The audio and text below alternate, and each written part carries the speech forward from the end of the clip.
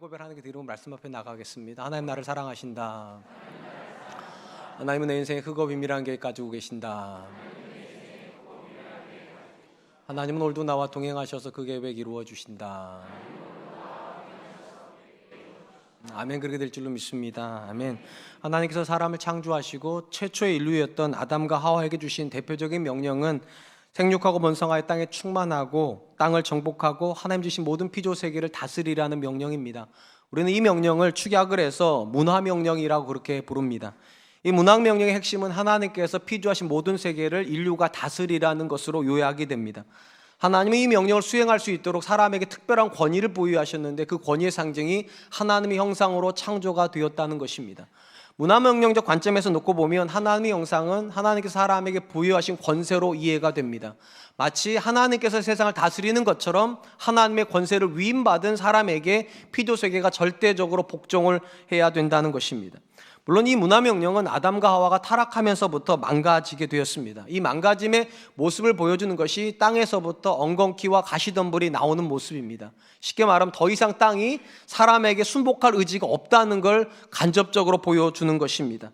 그러나 인류의 타락에 의해서 문화명령이 망가졌긴 했지만 망가진 문화명령이 없어졌다고 보기는 어렵습니다. 왜냐하면 노아 홍수가 끝나고 나서 방주에서 나온 노아의 가족들에게 하나님께서 어떤 명령을 주셨는가? 생육하고 번성하여 땅에 충만하라고 하는 문화명령과 동일한 명령을 그들에게 주셨기 때문입니다.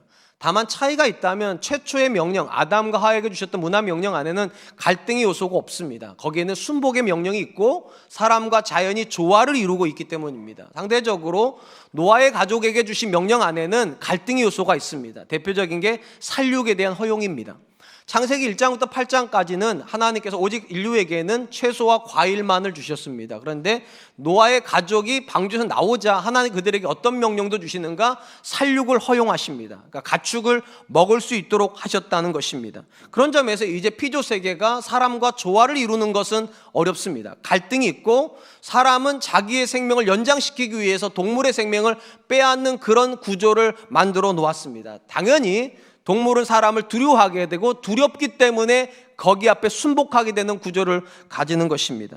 이러보건대 엄밀한 의미에서 아담과 하와가 타락을 했어도 땅을 정복하고 다스리라고 하는 문화명령은 끝나지는 않았습니다. 다만 범죄한 인류에게 있어서 이 문화명령은 굉장히 어려운 문제인 것입니다. 더 이상 순종하지 않으려고 하는 피조세계를 피를 가지고 생명을 빼앗음으로 그들을 복종시켜야 하기 때문입니다. 그리고 어떤 생명도 자신의 생명을 빼앗으려고 하는 존재한테 기꺼이 순복하기는 어렵기 때문입니다. 바로 이런 이유에서 창세기 12장부터 하나님께서 찾으시는 아브라함과 그로부터 시작된 이스라엘 역사는 굉장히 큰 의미를 가지고 있다 생각을 합니다. 적어도 하나님께서 아브라함을 통하여서 문화명령이 어떻게 이루어지는가를 보여주시는 역사를 이제 만들기 시작하실 것이기 때문입니다. 아브라함으로부터 이스라엘 역사가 나오고 이스라엘로부터 예수 그리스도가 이 땅에 오셨습니다. 그리고 예수 그리스도 안에서 가장 중요한 변화가 있다면 하나님의 형상이 회복이 되는 것입니다. 그리고 하나님의 형상이 회복이 되면 하나님께서 그 존재를 통하여서 그가 속하 있는 공동체를 다스리기 시작하십니다. 우리는 이것을 하나님의 나라의 확장이라고 부릅니다.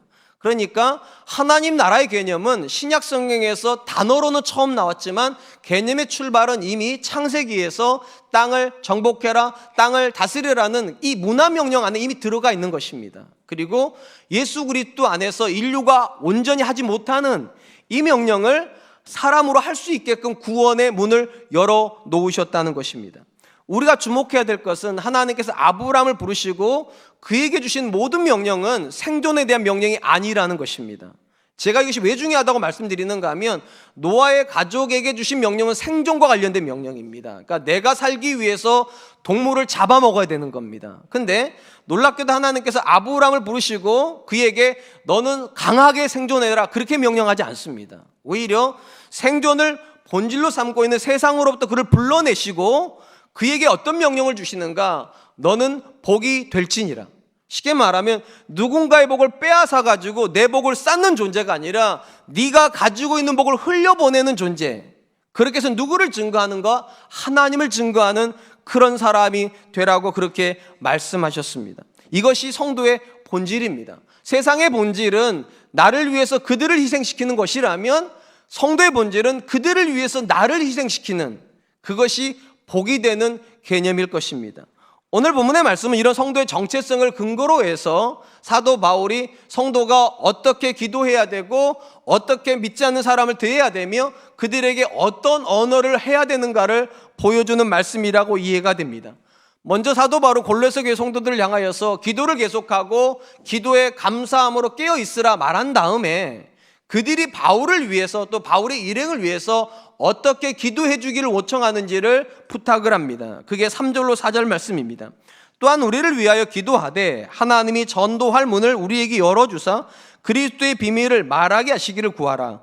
내가 이 일 때문에 매임을 당하였노라. 그리하면 내가 마땅히 할 말로써 이 비밀을 나타내리라. 우리가 이 본문에서 주목할 것은요, 지금 사도 바울이 처해 있는 상황과 사도 바울이 부탁하는 기도 내용의 연관성에 대한 부분입니다. 제가 골로새서를 시작하면서 그런 말씀을 드렸습니다. 골로새서는 옥중서신이라고. 그러니까 사도 바울이 감옥에서 4권의 책을 썼습니다. 이게 옥중서신이라 부르는데 에베소서, 빌립보서, 골로새서, 빌레몬서입니다. 그러니까 지금 사도 바울이 골로새서를 쓰고 있는 이 시점에 사도 바울의 외적인 상황은 그는 감옥에 들어가 있습니다. 그러면 생존의 관점에서 놓고 보고 또 상식적 관점에서 볼 때 그에게 있어서 가장 중요한 기도 제목은 무엇이 되어야 될 것 같습니까? 당연히 감옥에서 나가는 것이 되어야 될 것 같습니다. 근데 놀랍게도 지극히 상식적인 기도 제목을 요청하는 것이 아니라 오히려 그 감옥에서 그에게 전도의 문이 열리기를 위해서 기도해 달라고 그는 부탁을 하고 있습니다. 그리고 그가 이렇게 말하는 이유가 있어요. 내가 이 일 때문에 매임을 당하였노라. 여기에 내가 이 일 때문에 매임을 당했기 때문에 전도의 문이 열리기를 위해서 기도하라고 말하는 부분은 굉장히 의미가 있어요. 왜냐하면 여기에 나오는 이 일 때문에라고 하는 이 부분을 어떻게 해석할 수 있는가에 따라 다른 부분인데 2가지로 해석이 가능합니다. 첫 번째는 자신이 복음을 전하는 일 때문에 여기 와 있다. 그러니까 복음을 전했기 때문에 여기에 갇혀 있다. 이렇게 해석을 하는 것이고요. 두 번째 관점은 내가 이곳에도 복음을 전하기 위해서 여기에 갇혀 있기 때문에. 둘 다 가능합니다. 근데 본문의 진행적 관점에서 보면 후자의 가능성이 훨씬 큽니다. 그러니까 사도 바울은 어떻게 이해를 하고 있는가? 어떻게 하다 보니까 우연히 감옥에 들어와 있는 것이 아니라 하나님께서도 그 감옥에서도 누군가가 복음을 들어야 했기 때문에 하나님이 사도 바울을 의도적으로 거기다 갖다 놓으셨다는 겁니다. 그리고 하나님이 의도적으로 거기다 갖다 놓으셨다면 그가 그 감옥에서 나가는 게 본질적인 목적이 되면 안 된다는 거죠. 하나님의 목적은 그곳에서도 복음이 증거되어지는 것이고 그것에서도 누군가가 사도 바울 때문에 하나님을 만나는 것이 목적이라면 당연히 기도 제목은 어떻게 가야 되는가? 전도의 문이 열리기를 위해서 기도해야 된다는 것입니다. 그리고 우리가 또 다른 옥중서신 중에 하나인 빌립보서를 통해 확인하는 것이 무엇인가? 사도 바울에게 전도의 문이 열려 있었다는 겁니다. 감옥인데도 그곳에서도 사도 바울이 바랬던 것처럼 그곳에서도 복음이 증거될 수 있도록 하나님께서 길을 열어주셨고 누구에게까지 복음이 전도가 되는가? 로마의 군인들에게도 복음이 들어갔다는 것입니다. 이렇게 되어 있어요. 빌립보서 1장 12절 13절 말씀. 형제들아 내가 당한 일이 도리어 복음 전파의 진전이 된 줄을 너희가 알기를 원하노라. 이러므로 나의 매임이 그리스도 안에서 모든 시위대 안과 그 밖의 모든 사람에게 나타났으니. 지금 생각해 보세요. 사도 바울은 본인이 감옥에 들어가 있으면 복음은 정지가 되어야 한다고 생각을 했어요. 성도들이 그렇게 생각하고 있었던. 근데 바울이 뭐라고 말하는가? 아니라고. 이곳에서도 하나님이 나한테 전도의 문을 열어주셔서 로마의 시위대에게도 복음은 들어갔고 시위대 바깥에 있는 사람들에게도 복음은 증거가 되었다. 과연 이것이 사실이겠습니까? 상식적으로 생각을 해보면 로마의 군인이 죄수한테 복음을 드려야 될 이유가 있겠습니까? 근데 놀랍게도 하나님이 그 일이 되도록 문을 열어주셨다고.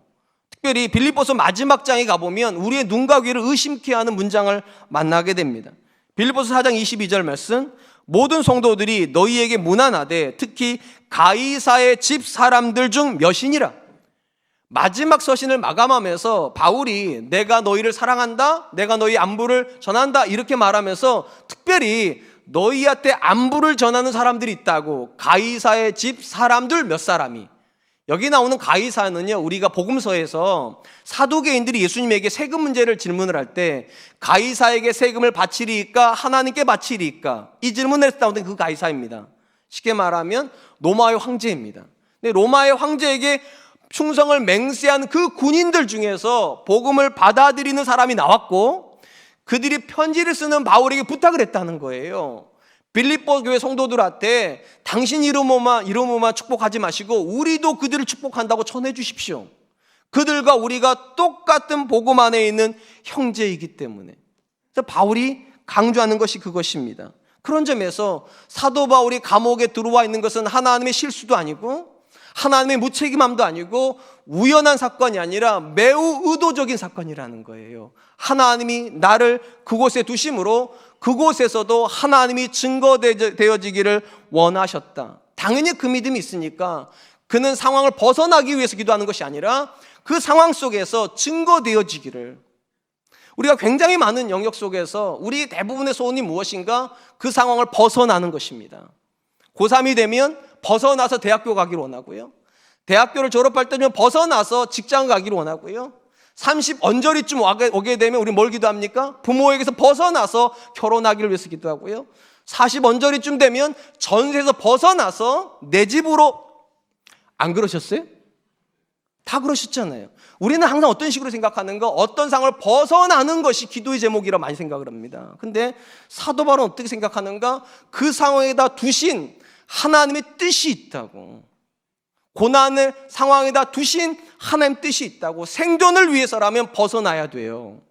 근데 하나님의 뜻이 이루어지기 위함이라면 거기서 기도 제목이 바뀌어야 된다는 겁니다. 하나님이 증거되어지기를. 그곳에서도 나를 통해서 하나님의 음성을 들어야 되는 그 사람들이 있기 때문에 내가 그 자리에 있는 것이다. 더군다나 그가 처한 상황에 대해서 복음의 귀에만 열어주기를 위해서 기도한 것이 아니라 보다 구체적으로 바울이 그들에게 이렇게 기도를 부탁을 합니다. 골로새서 4장 4절 말씀, 그리하면 내가 마땅히 할 말로써 이 비밀을 나타내리라. 사도 바울이 지금 성도들한테 뭐라고 말을 하는가?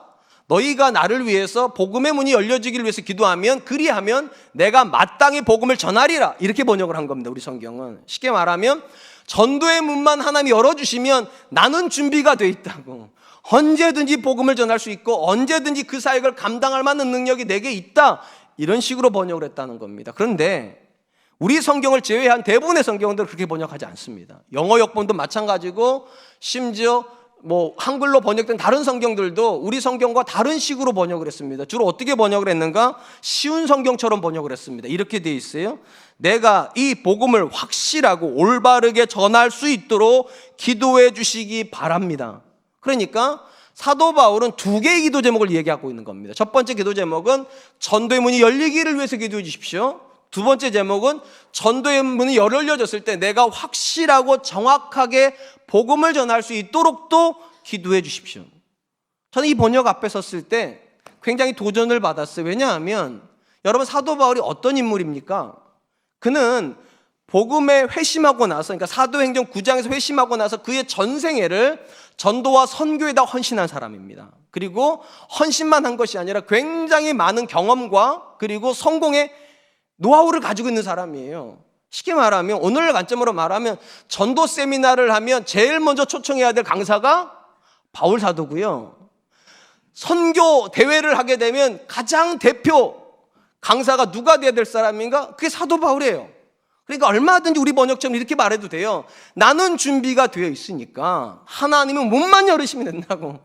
나한테 기회만 주시면 나는 전도할 수 있고 나는 선교할 수 있습니다. 이래야 될 것 같은데 사도 바울은 그렇게 하지 않는다는 겁니다. 전도의 문을 열어주실 뿐만 아니라 내가 그 전도와 선교의 상황에서 정확하고 바르게 복음을 전할 수 있도록 기도해 주십시오. 왜 이렇게 하는 겁니까? 그에게 전도는 여전히 두려운 영역이기 때문입니다. 그에게 선교는 여전히 두려운 영역이기 때문입니다. 왜요? 사도 바울이 잘못 전하면 복음이 왜곡되기 때문입니다. 저와 여러분들이 잘못된 복음을 전달하면 그들은 영원히 하나님을 잘못된 방식으로 이해할 것이기 때문입니다. 사도 바울만 이런 두려움을 가지고 있었던 것이 아닙니다. 복음 전하는 모든 사람들이 다 이런 두려움을 가지고 있었습니다. 사도 베드로가 뭐라고 기록을 합니까? 이렇게 기록을 합니다. 베드로전서 3장 15절 말씀, 너희 마음에 그리스도를 주로 삼아 거룩하게 하고 너희 속에 있는 소망에 관한 이유를 묻는 자들에게는 대답할 것을 항상 준비하되 온유와 두려움으로 하고. 왜 우리가 우리 자녀들에게 복음을 전할 때 두려워해야 됩니까?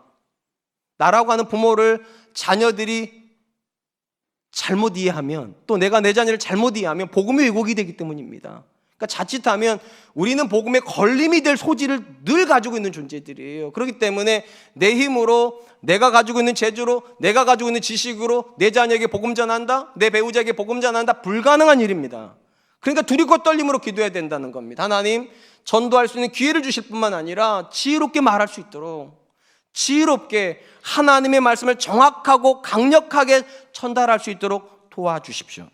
사랑하는 성도 여러분, 제가 서론에서 범죄한 인류에게 가장 큰 화두가 생존이라고 말씀드렸습니다.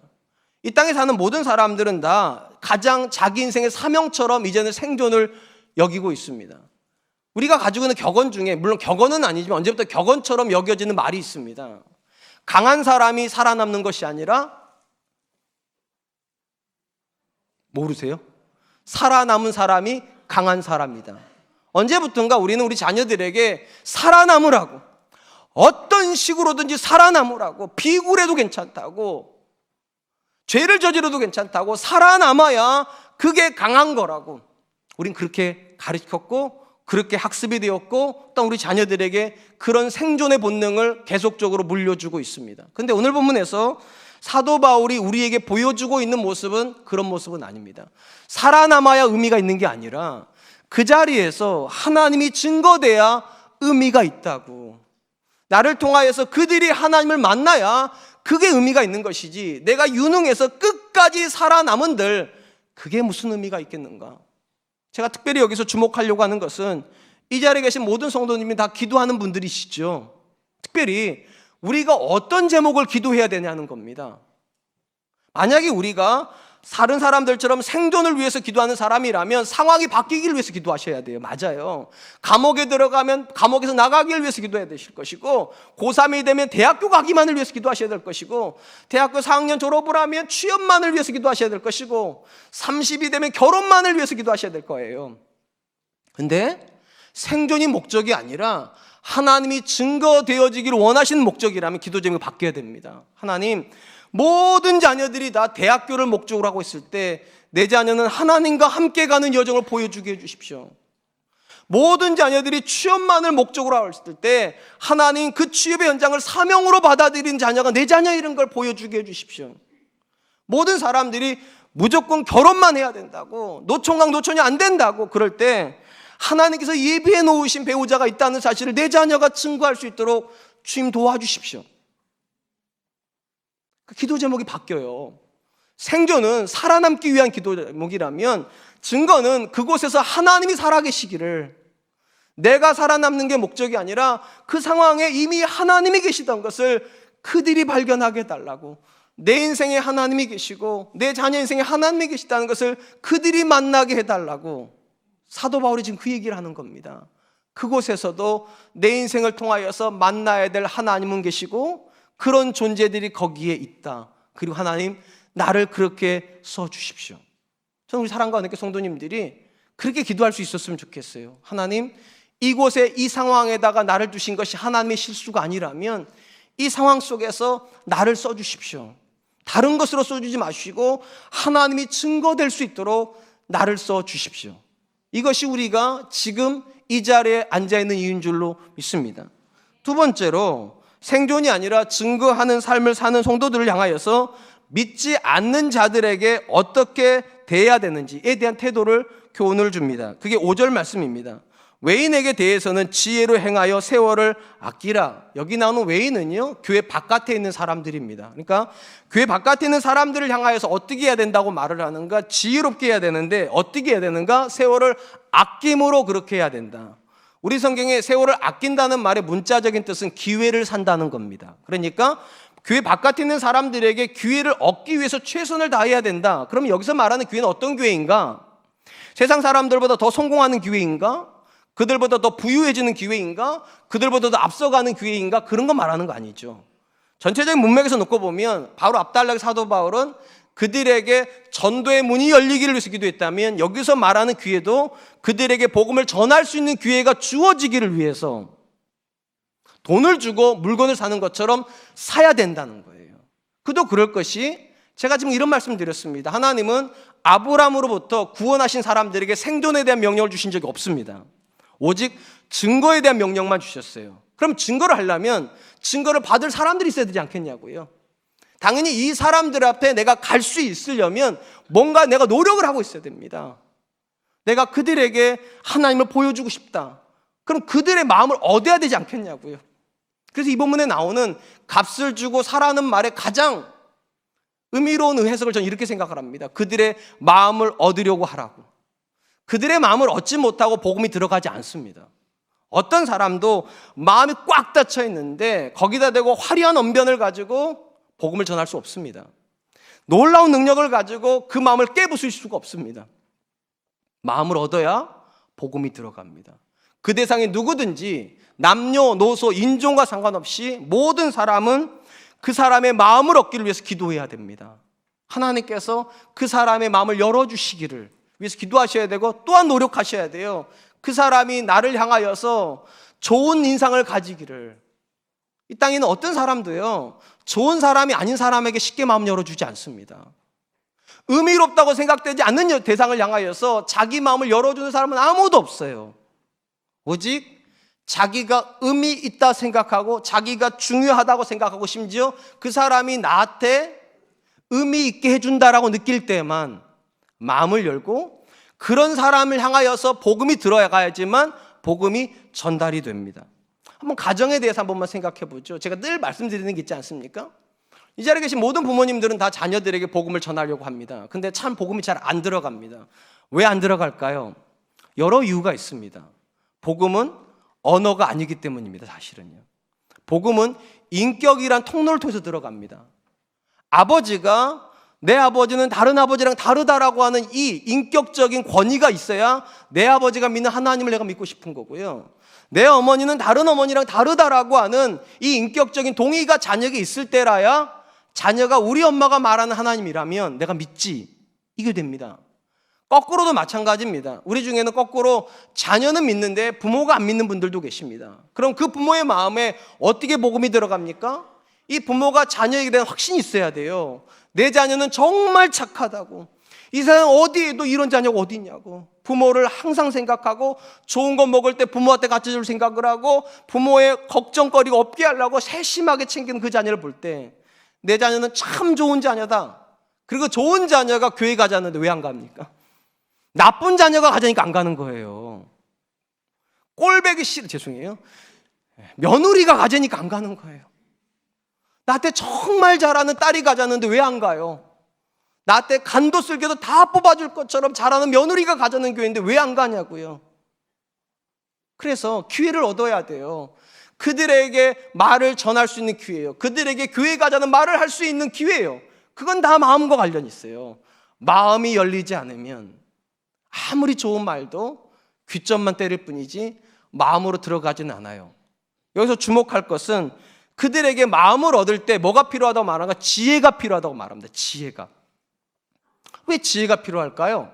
간단합니다. 여러분 교회 가자는 말이나 예수님 믿으라는 말이 누구에게나 좋은 단어이고 누구나 다 기다리는 말이라면 지혜가 필요치 않습니다. 근데 우리가 경험적으로 아는 거 있지 않습니까? 믿지 않는 사람들이 믿는 사람 만나면 제일 싫어하는 말이 어떤 말입니까? 교회 가자는 말이요. 그리고 오죽하면 친해지면 뭐라고 말합니까? 교회 가자는 말 할 거면 만나지 말자.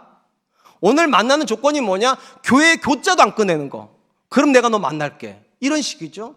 사람들이 이상하게 언제부터인지 모르겠지만 교회에 대해서 굉장히 싫어하고 목사에 대한 이야기 굉장히 싫어하고 신앙에 대한 이야기를 하면 굉장히 부정적으로 여깁니다.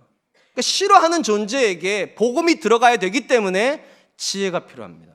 그리고 여러분들이 이미 그 모든 경험을 다 하셨습니다.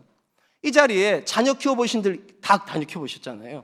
여러분, 자녀를 처음에는 우유 먹이고 분유 먹이고 뭐 젖 먹이고 이러시죠. 그러다가 일정 시간이 지나면 뭐 합니까?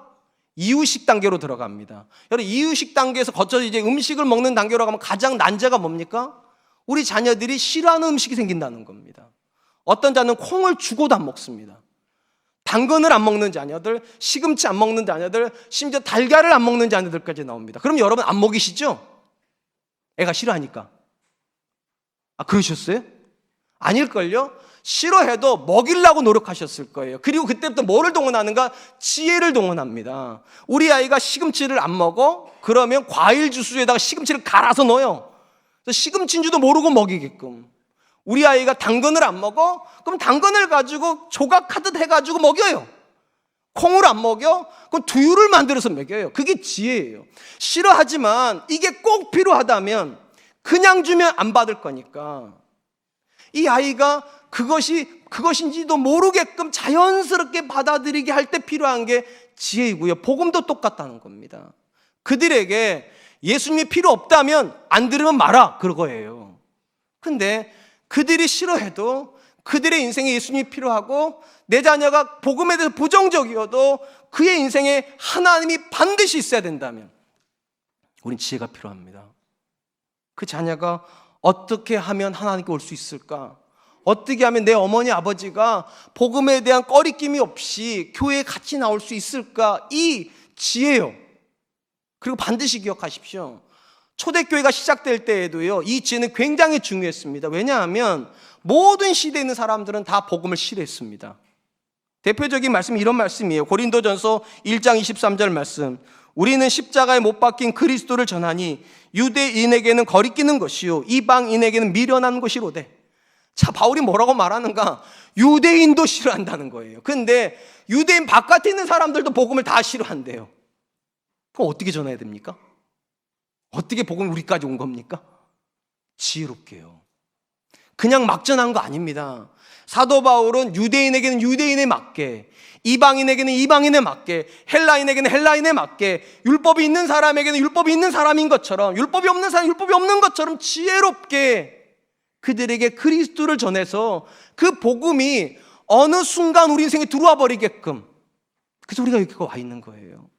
특별히 저는 한국 상황에서 신앙생활하는 저와 여러분들이 이제는 정말로 중요하다고 생각합니다.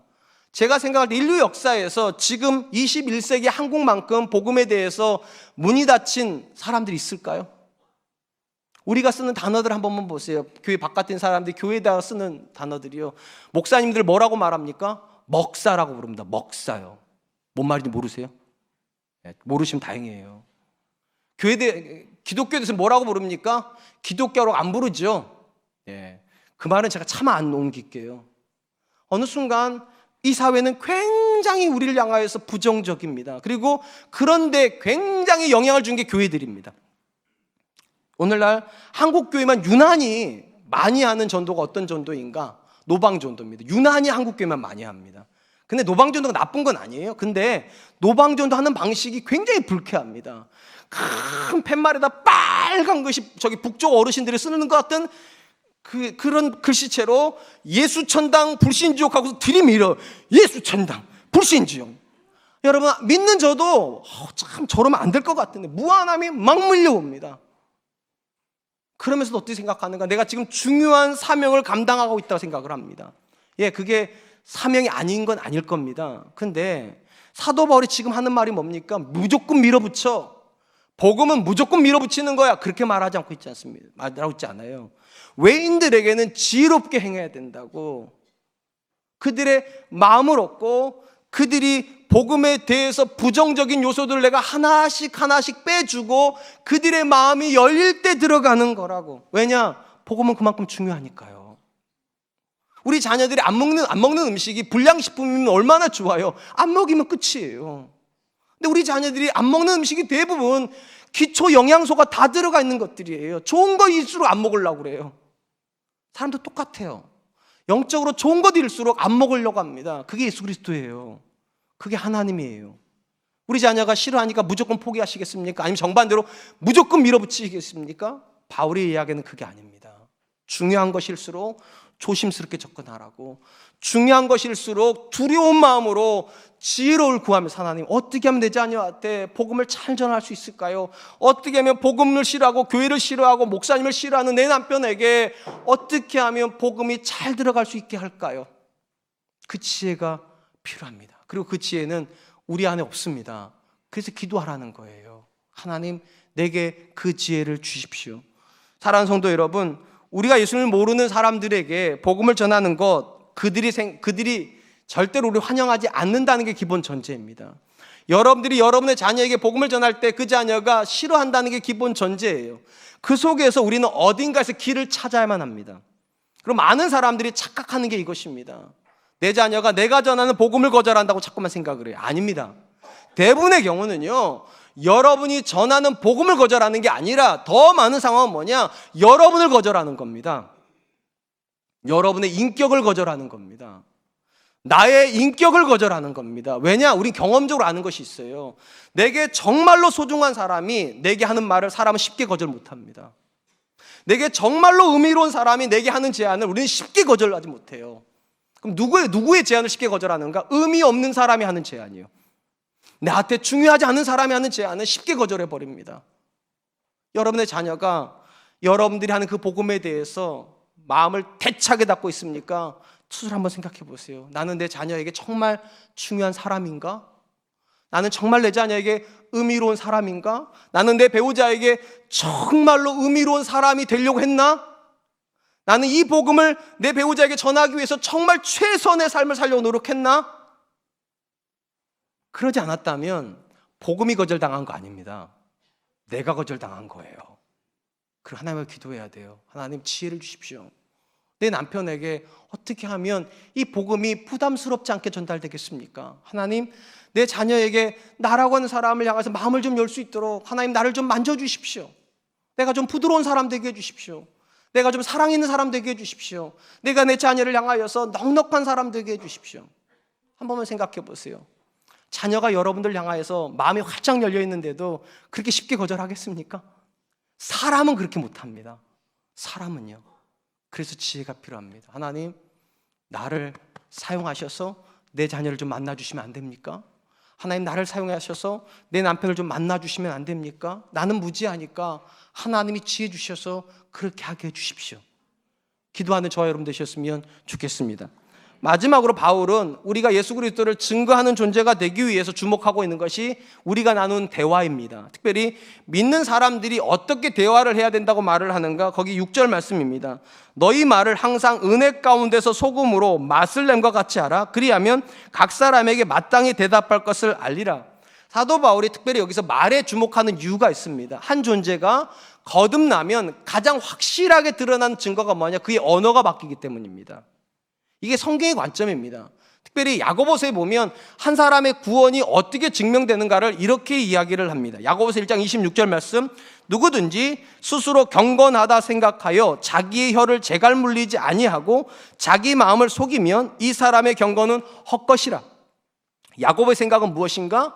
자기가 경건하여 구원받은 사람이라고 아무리 확신할지라도 그의 언어가 재갈 물려져 있지 않다면, 쉽게 말하면 통제되고 있지 않다면 그의 경건은 거짓이다. 단순히 말하면 그는 구원받지 못했다는 겁니다. 그러니까 성경의 관점은 뭐냐? 누군가가 구원받았는가를 어떻게 확인하는가? 그의 언어가 바뀌었으면 그는 구원받은 사람일 가능성이 크다는 거예요. 왜 그런가? 유대인들은요, 생각을 이렇게 했습니다. 누군가가 예수님 믿으면 예수님이 머리로 들어가시는 게 아닙니다. 어디로 들어가시는가? 마음으로 들어가십니다. 성경이 이렇게 나오죠. 그리스도를 너희 마음의 주로 받아.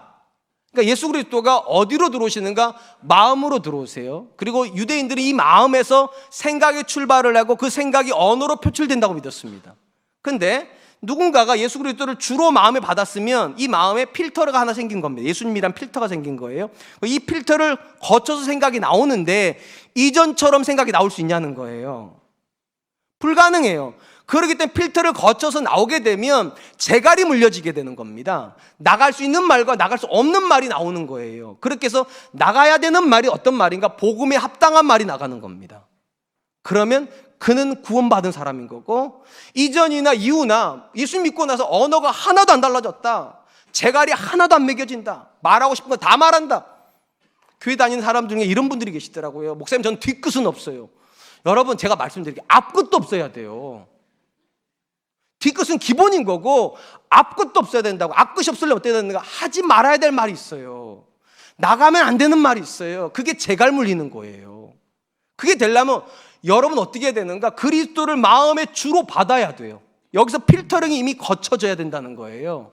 거쳐져서 이 말을 하면 내 자녀 상처받지, 이 말을 하면 내 아내가 상처받지, 이 말을 하면 내 남편 자존심 상하지, 하지 말아야지. 그리고 그 말은 빼고 그 다음 말이 나와야 거기서 소금으로 맛을 냄과 같이 된다는 겁니다. 특별히 이 본문에서 소금으로 맛을 냄과 같다는 말은 어떤 의미를 가지고 있는가? 이 당시는 오늘날처럼요, 우리처럼 조미료가 많이 발달되어 있지 않습니다. 그러니까 음식의 맛을 어떻게만 내는가? 소금으로만 내는 거예요. 그러니까 성도가 하는 말은 음식의 맛을 내는 것 같아야 된다. 더 노골적으로 말하면 우리가 하는 말 때문에 누군가가 하나님을 느껴야 된다는 겁니다.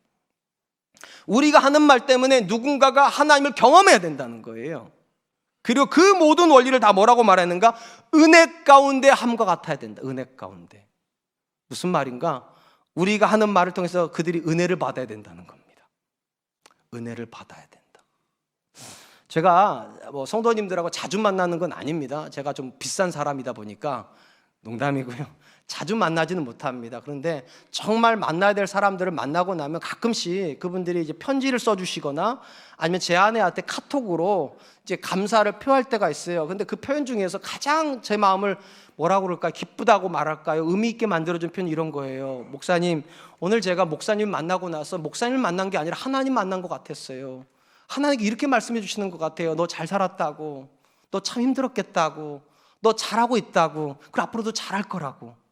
그렇게 해주면서 목사님 오늘 힘났어요. 다음에는 더 좋은 소식 가지고 만나 뵈러 가고, 이런 말 들을 때 굉장히 기분이 좋아요. 내가 무슨 하나님도 아닌데 내 말을 통해서 그들이 하나님의 은혜를 경험했다, 위로받았다, 격려받았다, 그 말을 들을 때 이 본문이 생각나는 거예요. 은혜 가운데 소금으로 맛을 냄과 같이 하라. 내가 말을 했는데 그들은 내 말을 내 말로 들은 것이 아니라 하나님의 말로 들었구나. 나는 그들을 정말로 아껴주고 싶어서 위로해 준 것뿐인데 그들은 그 위로를 사람의 위로를 받은 게 아니라 하나님의 위로를 받았구나. 여러분, 우리가 생존을 목적으로 하고 있다면 우리 언어는 그렇게 가지 않습니다. 생존을 목적으로 하는 사람들은 때때로 어떤 언어를 써야 되는가? 비방하는 언어 써야 됩니다. 비난하는 언어 써야 됩니다. 험담하는 언어 써야 됩니다. 그리고 뒷담화라고 부르는 누군가를 자꾸만 긁어내리는 말을 해야 됩니다. 그래야지만 그들을 무너뜨릴 수 있으니까요. 생존의 본질은 누군가를 무너뜨리는 거잖아요. 무너뜨려야 내가 사는 거예요. 그래서 그거를 원하는 사람들은 그 언어를 써야 됩니다. 근데 생존이 아니라 하나님이 증거되어지기를 원하는 사람들은 전혀 다른 언어를 써야 됩니다. 축복하는 언어, 격려하는 언어, 위로하는 언어, 이런 언어를 우리는 생명의 언어라고 부르어요. 생명의 언어. 그 언어를 듣고 생명을 느끼는 거예요. 한 번만 생각해 보세요. 우리 자녀가 학교에 선생님한테 이런 이야기를 듣고 왔습니다. 고3 아이인데 수능을 쳤어요. 수능이 아니라 모의고사를 쳤어요. 선생님 성적을 딱 받아보고 이렇게 말해요. 너 끝났어. 너 이딴 식으로 해서 4년대 대학 못 가. 아니, 대학교를 아예 못 가. 포기하는 게 좋겠어. 그렇게 말을 들었어요. 자녀가 집에 왔어요. 엄마 앞에 앉았어요. 이렇게 말해요. 엄마, 나 괜히 태어났나 봐. 얘 때려치울래. 선생님도 안 된다는데 내가 이런 거 뭐하러 해? 이렇게 말을 해요. 그럼 여러분 이렇게 하죠. 그래, 잘 생각했다. 때려쳐라. 이러시죠? 아닐걸요. 여러분들이 정말 신앙 있는 분이면 이렇게 말할 거예요. 아니라고. 그건 선생님의 한 인간의 생각일 뿐이고 하나님의 생각은 그거 아닐 거라고.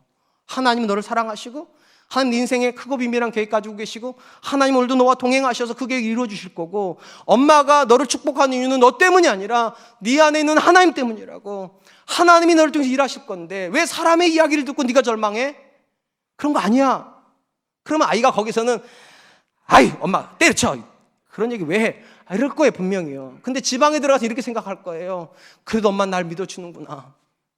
하나님이 나한테 저런 엄마를 주신 게 참 다행이구나. 하나님이 나한테 저런 아빠를 주신 게 참 다행이구나. 다시 해봐야 되겠다. 여러분, 세상에서 자녀들이 듣지 못하는 이야기가 어떤 언어들입니까? 생명을 살리는 언어 못 듣습니다. 오직 생명이 있는 성도에게만 듣는 거예요. 하나님께서 저와 여러분들 기대하시는 게 바로 그거죠. 은혜 가운데 소금으로 맛을냄과 같은 말을 하라고. 여러분, 제가 장담하건대요, 재미있는 말을 하려면, 또 즐거운 대화를 하려면 누군가를 씹어야 됩니다. 그게 제일 재밌죠. 그렇죠? 담임 목사 씹을 때 얼마나 희열을 느끼세요? 교회에 대해서 막 험담할 때 얼마나 생기가 여러분이 안 그런다는 거 알아요. 근데 언제부턴가 사람들 안에 그런 희열을 느끼는 분들이 굉장히 많아요. 그러니까 즐거우려고 하고 재밌으려고 하면 깎아내리시면 돼요. 근데 즐겁진 않아도 괜찮고 내가 뭐 기쁘지 않아도 괜찮지만 정말 은혜롭고 싶다. 그래서 내가 이 대화를 하고 집에 가가지고 하나님 앞에 감사기도할 때 하나님 너무 감사합니다, 이렇게 하고 싶다면 언어를 바꾸세요. 그리스도를 마음의 주로 삼아 언어의 재갈을 물리십시오. 가장 중요한 건 이거예요. 여러분들과 그 대화를 하고 여러분과 만났던 그 사람이 집에 가면서 하나님께 감사할 수 있겠습니까? 여러분과 그 대화를 하고 집에 가고 있는 그 사람이 다음 주에 교회 올 수 있겠습니까? 또 여러분들도 그 대화를 하고 집에 가가지고 하나님 앞에 찬양하면서 하나님께 감사할 수 있겠습니까? 그럴 수 없다면 그 대화 안 하는 겁니다. 우리가 해야 되는 모든 대화는 하나님께 감사함으로 나갈 수 있는 단어예요. 여기 나오는 은혜 가운데라는 말이 감사라는 표현으로 똑같습니다. 하나님 앞에 감사함으로 나갈 수 있는 말을 해라. 그럼 그곳에 하나님이 일하실 것이기 때문입니다. 이제 말씀을 맺으려고 합니다. 우리가 살고 있는 시대에는 우리를 향해서 끊임없이 생존이 삶의 가장 중요한 가치라고 가르칩니다. 생존을 위해서라면 심지어 신앙도 포기할 수 있다, 그렇게 가르칩니다. 근데 오늘 본문에서 사도 바울이 강조하는 것이 무엇입니까? 생존보다 더 중요한 게 있다는 겁니다. 하나님이 드러나는 것. 너의 상황에서 하나님이 들어가는 것이 네가 그 상황을 벗어나는 것보다 훨씬 중요한 거고, 네가 지금 선포하는 것보다 더 중요한 것은 내가 그 선포를 할 수 있는 지혜로운 사람인가가 중요한 것이고, 내가 얼마나 많은 말을 하고 있는가가 아니라 내 말이 은혜로운가가 중요한 거라고. 저는 우리 사랑과 은혜교 성도님들이 우리 삶을 경쟁적인 생존의 현장으로 만드는 것이 아니라 우리 삶에서 그리스도가 증거되고 하나님이 증거되어지는 그런 영역으로 바꿀 수 있는 저와 여러분 되시기를 주님의 이름으로 축원드리겠습니다.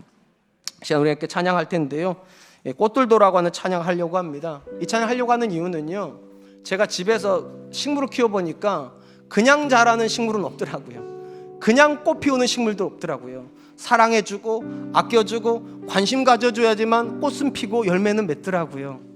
인생도 마찬가지입니다. 여러분 집에서 그냥 들어가는 복음은 없습니다. 내 남편이 예수 믿는 거 꼭 보고 싶다, 내 자녀가 하나님 안에서 정말 믿음을 자라는 꼭 보고 싶다면 여러분 생각하셔야 됩니다. 어떻게 해야 내가 내 자녀에게 하나님을 증거할 수 있을까?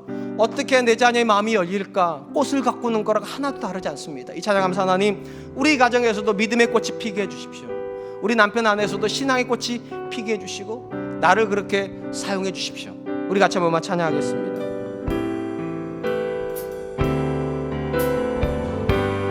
이곳에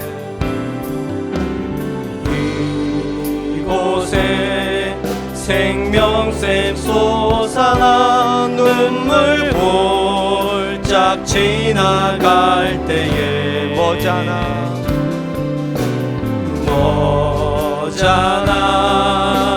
열매 맺히고 웃음소리 넘쳐나리라.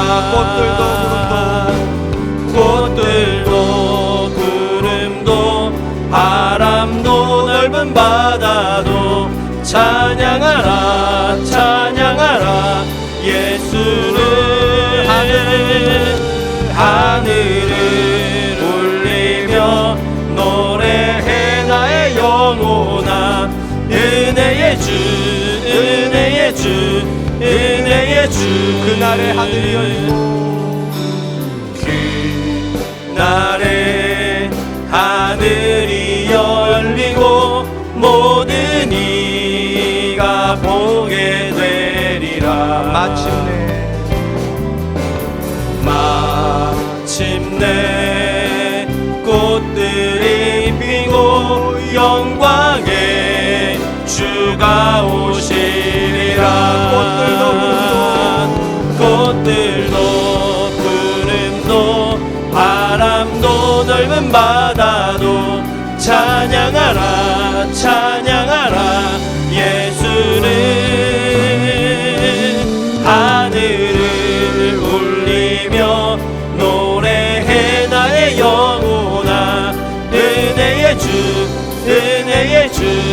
은혜의 주. 사랑하는 성도 여러분, 여러분의 가정에는 믿음의 꽃이 피고 있습니까? 여러분이 속하여 있는 직장의 공동체 안에도 믿음의 꽃은 피어 있습니까? 기억하십시오. 그냥 피는 꽃은 없습니다. 누군가가 그곳에 사명을 가지고 씨앗을 뿌리고 물을 주고 관심을 가지고 섬겨줘야 꽃은 핍니다. 하나님, 나를 그곳에 두셨다면 하나님 의미를 가지고 벗어나려고 하지 말고 그곳에서 하나님을 증거하는 사람 될 수 있도록 도와주시고, 하나님 내 주변에 있는 사람들에게 어떻게 하면 그들의 마음을 얻을 수 있을지 지혜롭게 판단하게 하여 주시고, 내 언어를 통하여서 그들을 향하여서 은혜를 전하는 사람 될 수 있도록 주님 도와주시옵소서. 우리 같이 한 번만 기도하겠습니다. 하나님 많으신 하나님 감사합니다. 오늘 귀한 시간 주시고 하나님 말씀 앞에서 우리 자신을 돌아보면서 우리가 어떤 삶을 살고